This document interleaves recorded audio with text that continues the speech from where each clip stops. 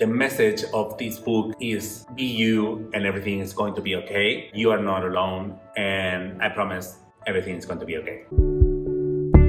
Hello kiddos, how are you? My name is Edgar and welcome back to my channel. On today's video, as you've seen on the title of this video, I'm going to be talking about Heartstopper.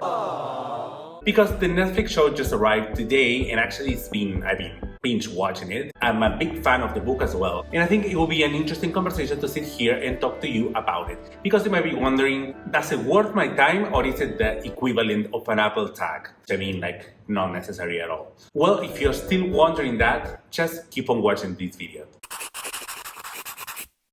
Well, first things first, I'm going to tell you what Heartstopper is about.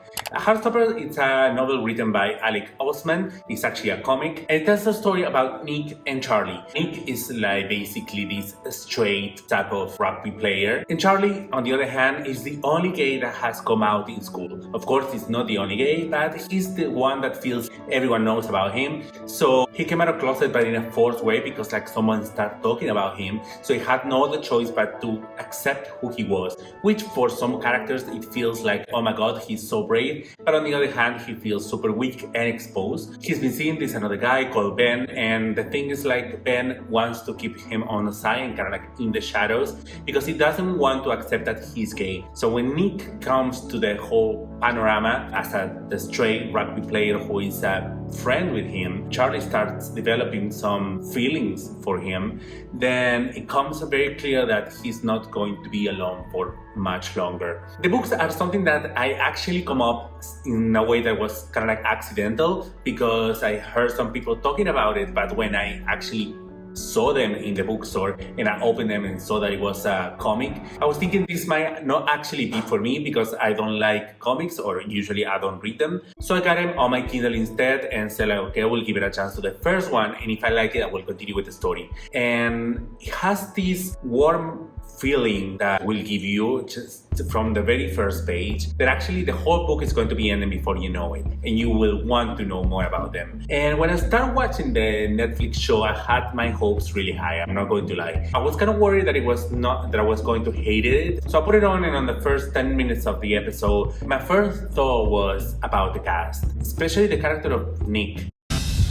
Because in the book, you have the representation like with the drawing, and also in your mind, you put a voice to that in the moment that they're speaking and everything. So when I saw Nick as the actor, I actually couldn't see Nick, the one in Heartstopper, you know, the one in the comic book. Because in the books, it's actually described as this very muscular guy. It's kind of like much bigger than Charlie, and that representation is actually super important in the story because I think that it also represents like how strong people think that Nick is and how weak they think that Charlie is. So I think that physically it has to represent that, and the actor who plays Nick is not actually the representation that I have in my mind of that character. So I was very skeptic if I'm going to enjoy the story. But I think nowadays it's so common that we are so overwhelmed and so surrounded by cancel culture that we see a movie, read a book, or watch a TV show, and the first thing that we think is what we don't like about it or what part of it we can judge. So I find myself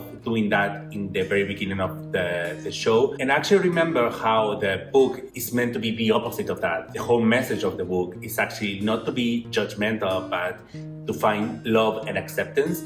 So I was, okay, I'm going to leave that on the side and kind of like forget how the characters look in Heartstopper and watch this show as if it is completely different and new thing. Since then, I started enjoying it way more. All the cute moments are there, and the way that the comic representations of things like such as drawings and things that happens around the characters, I think they are really well placed, which leads to my second point about this show. As I said, I read all the books from Heartstopper, and this is representing the first book. The first book is mostly centered in this coming out of closet problem that they have, and like how they deal with that, and how you find the characters struggling with their own identities. The thing is, like, after you read the 4 books, you find out that that is only a problem that they have on the first book, because after that, the problems that they have are more towards mental health, and it also tackles some problems as eating disorders. It becomes more mature. And when I started watching the show, there was another concern, because I had in my mind such an adult image on like how the story is going to be developed. So some problems, they're represented in a very childish way. So I thought like maybe there's something missing in there. But actually in Heartstopper, in the first book, the problems are seen in that way just because the characters are innocent and you're seeing the whole story from their point of view. It's like you're only witnessing all these feelings that they have, and like the awkwardness of being a teenager and finding love for the first time. And I think in that way, actually, the show talks to a whole new generation. When I was a kid, I wish that I had this type of show that will, or these type of stories that will represent me and also will put out a lot of feelings that I was having at that age, and what coming out represents that it's not the same than what it is today than what it was then. But at the same time, you have still people that will encourage you on one hand, but also people that will be completely opposite to you on the other hand. And I think that's why this show is completely necessary. And I think that maybe today, like it happened to me, that I watch everything in one sitting or read a book in one sitting, they're going to be like another teenagers, gay boys, trans, or lesbians, or any other diverse person that will actually find themselves in these characters and in this story. And that's what I love the most about the book and the show. The achievement that the book has as trying to represent the whole community, it does it very well. I think the show is going that way as well. This is only the first season, but of course there's going to be more. And also with the episodes, you're going to see how well done it is and how important this show can be. I don't think she's surviving right now. The message of this book is EU and everything is going to be okay. That is a very important message. You are not alone, and I promise everything is going to be okay.